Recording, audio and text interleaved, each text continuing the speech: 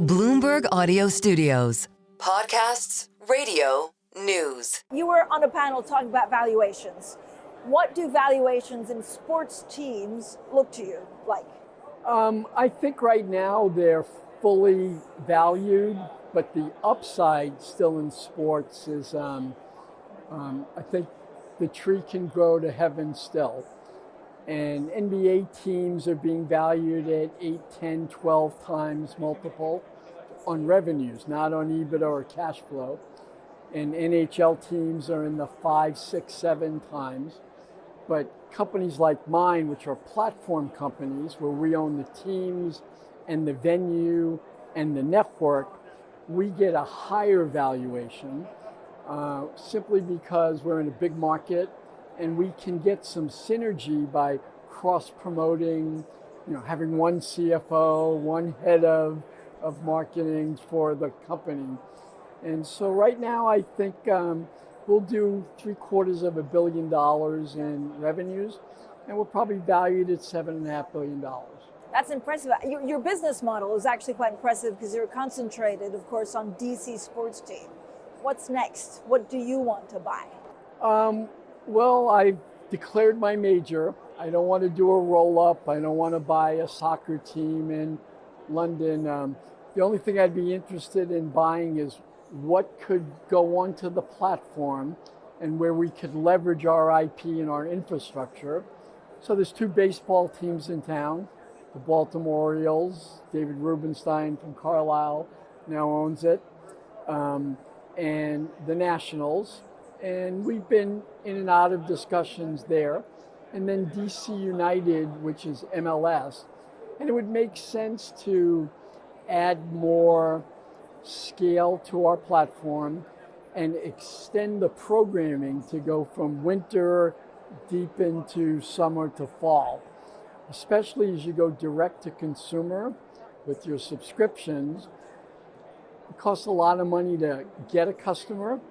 And then if you don't make the playoffs or you lose in the first or second round like we just did, customers will cancel because they're not going to be able to watch games until the next season.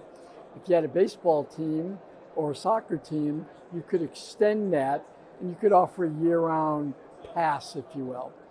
And I also think it's a way to be competitive on the field or the pitch because we're competing, even though we're a big market, against LA, against New York.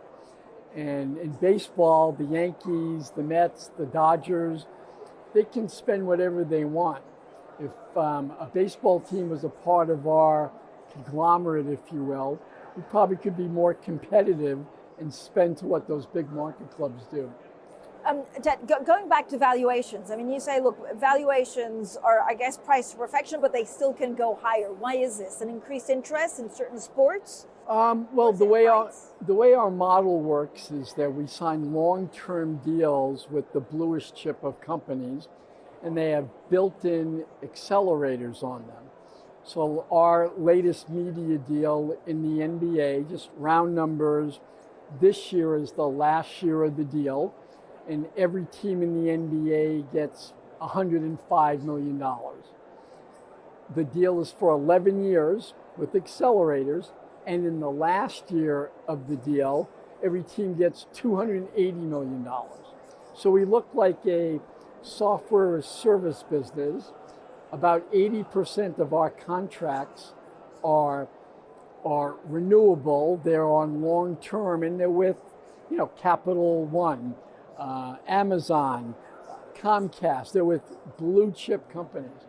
And so if you look at SaaS businesses, software businesses, they can be valued at 10 to 20 times. We've just gotten to that 10 times multiple.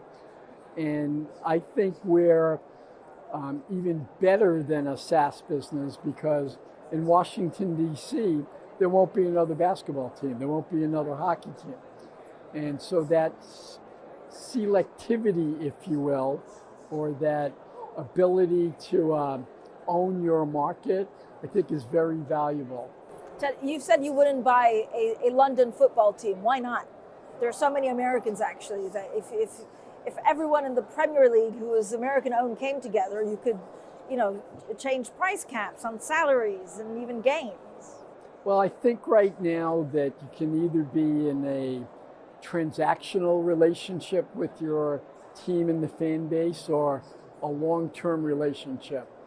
And, we played a Wizards game against the Knicks in London, and I looked at a couple of teams, and I said, this would be very inauthentic to us. It would offend our fan base.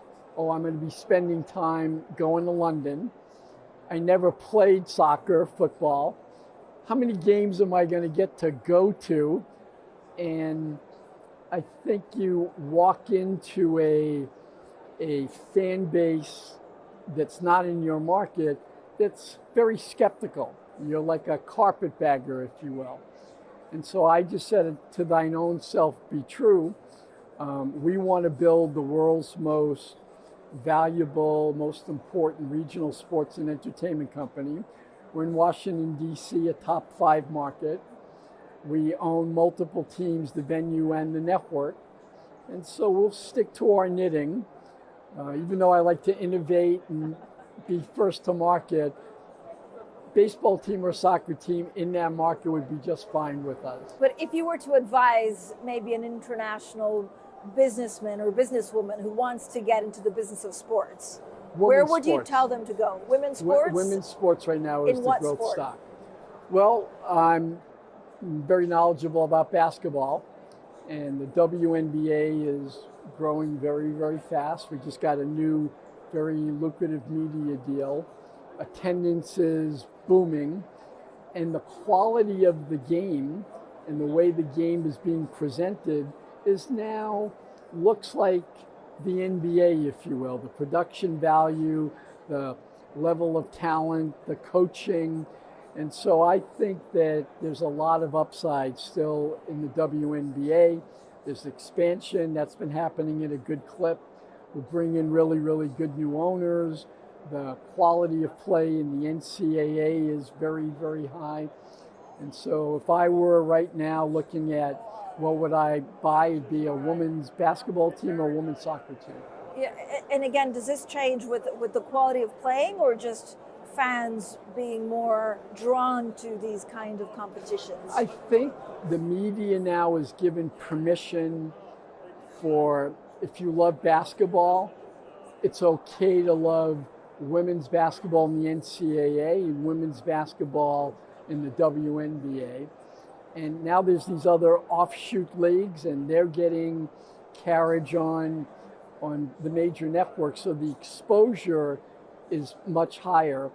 And the respect that the media is paying, there's no more, they're not really good athletes. I think everyone respects the quality of play. And, that was all driven by Title IX back in the 70s, saying you've got to treat women athletes and the women's departments at universities the same way you do the men. And it's taken a couple of generations, but now it's really, really serious athletes pursuing basketball. Hockey is going to become a very, very important sport for women. And so if I were making a bet now, I've said Washington, D.C. should be the women's capital of professional sports. Right now we only own a WNBA team, but I would look at a hockey team. I would look at professional volleyball. I would have loved to have bought the women's soccer team. Michelle Kang, who's the greatest, she owns that. But I think we'll see that core for sport just developing, and the women's game will be highly compensated, big media deals, well attended. Young girls growing up will want to aspire to be professional athletes. That spiral is going to go up for a long, long time. Ted, thank you so much for joining us. Great, thank you.